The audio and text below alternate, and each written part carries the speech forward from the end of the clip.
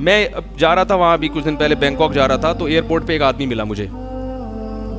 वो आया मेरे पास, वो मुफ्ती साहब, गले मिला वगैरह, अस्सलाम वालेकुम रहमतुल्लाहि वबरकातुहू। मैंने कहा खैरियत? कह रहे हैं यार मैं इंजीनियर के बयान सुनता था तो मुझे बड़े ज़बरदस्त मिलते थे, हर चीज़ रेफरेंस के साथ, और आपके भी सुनता था तो आपके तो रेफरेंस होते ही नहीं है, उसूली बातें होती हैं। तो मैंने तो बिल्कुल छोड़ छाड़ के बस इंजीनियर का हो गया था। कह रहे कुछ दिनों के बाद मैं वो छोड़ दिया उसको, और मैंने कहा तमीज़ से जैसे जो उलमा की स्पीचेस सुनो। मैंने कहा क्यों छोड़ दी? कह रहे मैं पागल होने लगा था, बिल्कुल पागल होने लगा था, नफ्सियाती। कह रहे मुझे हर शख्स जहन्नमी लग रहा था, हर शख्स, ये भी काफिर, ये भी कहता नहीं है ज़बान से काफिर, लेकिन ना जब आपने कह दिया कि अशरफ अली थानवी माज़अल्लाह गुस्ताखे रसूल थे, तो फिर काफिर कहने के तकल्लुफ़ की ज़रूरत नहीं है। फिर ये तकल्लुफ़ करके कि मैं काफिर नहीं कहता, इतनी नेक बनने की आपको ज़रूरत क्या है भाई? इतना नेक बनने की आपको, आपने कह दिया कि ये बुजुर्ग नहीं, लाशें हैं, ये बुजुर्ग नहीं, ये क्या हैं? लाशें। यहाँ मदारिस में, हमारे यहाँ जो मदारिस हैं उसमें ज़्यादातर मदारिस, बल्कि मैं यूँ कहूँ 95% मदारिस में जिसमें फ़िक़्ह हनफ़ी पढ़ाया जाता है, 4-5% वो होंगे जो अहले हदीस के होंगे, और जो 95% हैं उनमें कुछ यानी देवबंदी हैं, कुछ बरेलवी हैं, लेकिन पढ़ाया फ़िक़्ह हनफ़ी जाता है। तो आपने वो जो दीनी इदारे जिससे उलमा निकलते हैं, उन तमाम इदारों को क्या कह दिया? दुकानें। और उन सब की क्या कर दिया आपने? नफी। ये ऐसे ही है जैसे मेडिकल साइंस से डॉक्टर निकल रहे हों, आपने जितने डॉक्टर इलाज के लिए बैठे हुए हैं सबको गलत करार देने के लिए उन मेडिकल कॉलेज में जो तालीम दी जा रही है, सब तालीम पर लोगों का एतमाद खत्म। अब लोग इलाज किससे कराएंगे बताओ? नतीजा यही निकलेगा कि अब जब फेफड़ों का मसला होगा, गले का मसला होगा, लोग इंजीनियर के पास जाएंगे। यही होगा ना, क्योंकि डॉक्टर क्या हो गए मार्केट में? खत्म, वो सब गुमराह हो गए। अब बचेगा कौन? इंजीनियर। तो अब सोचो, आप मेडिकली अपना इलाज कराने के लिए कोई इंजीनियर के पास जाएगा, कोई कसाई के पास जाएगा, कोई प्लम्बर के पास जाएगा, कोई जो है ना इलेक्ट्रिशियन के पास जाएगा, कोई मैकेनिक के पास जाएगा, जो भी इंजीनियरिंग के मुख्तलिफ शोबे हैं, कोई ताजिर के पास जाएगा, तो नतीजा क्या होगा फिर कौम का? क्या नतीजा? यानी सेहत बनेगी या बर्बाद हो जाएगी? बर्बाद हो जाएगी सेहत। तो यही हो रहा है कि इतने सारे मदारिस तो हो गए गलत, क्योंकि उनका सिलेबस ही सही नहीं है, वो सदियों से जो आ रहे हैं वो गलत थे।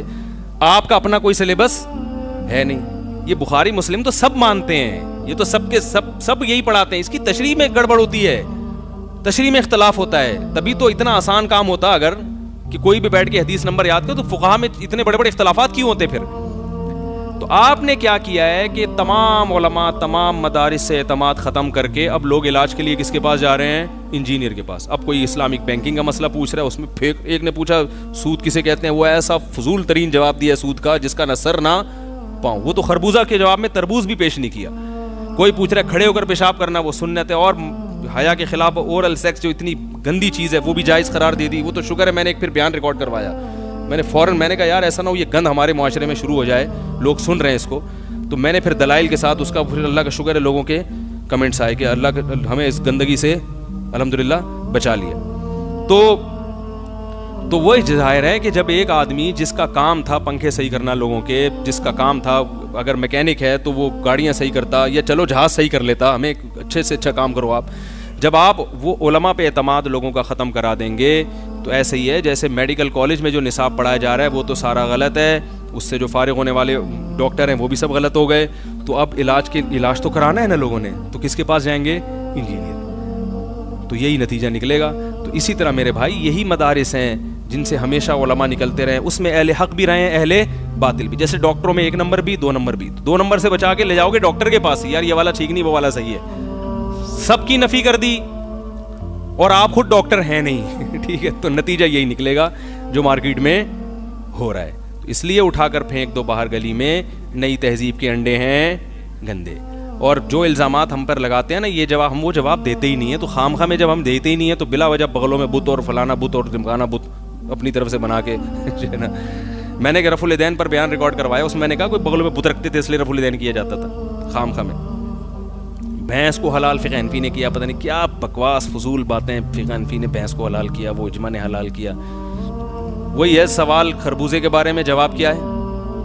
तरबूज। सवाल पूछा कि भाई इजमा से साबित है, तो इजमा के जवाब में देवबंदी बरेलवियों की बहस शुरू कर दी, जिसका ना सर ना आपसे पूछा जा रहा है भाई मुफ्ती तारिक साहब का दावा है कि इस पर सदियों इजमा रहा है कि औरतें सिमट के नमाज पढ़ेंगी, तो आप चाहिए कुछ फौरन फतावा पेश करते कि यार देखो नहीं फलां सदी में फलां का कौल, फलां सदी में फलां का कौल, जो आप ढम ढम ढम जो रिवायतें पेश करते हैं आप और बड़ी शो मारते हैं, वो कुछ कख भी नहीं मिला आपको, तो मैं उस इजमा को नहीं मानता, मैं फलाने को नहीं मानता, वो फला। एक साहब मुझे कहने लगे, इसने एतराज़ किया कि 3 इमाम का इजमा है इस मसले पर, हनफियों ने इख्तलाफ किया, तो हनफियों ने इजमा की मुखालफत क्यों की? वो पागल आदमी, जब हनफियों ने इससे इख्तलाफ किया तो हनफियों का इजमा, क्योंकि 1/3 से ज़्यादा दुनिया में हनफी रहे हैं, तो वो इजमा हुआ कैसे?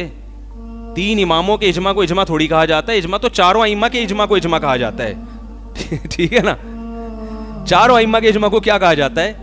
इजमा, या उम्मत के कम से कम बड़े बड़े फुक़हा मुज्तहिदीन मुत्तफ़िक़ हों उसको इजमा कहा जाता है। तो ये है, और इस पर कहना मैंने क्लिप रिकॉर्ड करवाया, मैंने कहा जब यहाँ ये बात है तो क्लिप में पता नहीं इससे ज़्यादा क्या तफसीलात आई होंगी। खैर, जल्दी से मैं बात को सूरह मुल्क पर हमारी जो तफसीर चल रही थी उस तरफ आता हूँ। तो ये जो मैं फड्डेबाजी कर रहा हूँ ना, मुझे नहीं मलामत करो, ये मौलवी लोग लड़ रहे हैं। अलबादी अज़लम जो शुरू करता है ना इस किस्म की बहसें उम्मत में, चूंकि लोग गुमराह हो रहे हैं तो फिर जवाब देना पड़ता है।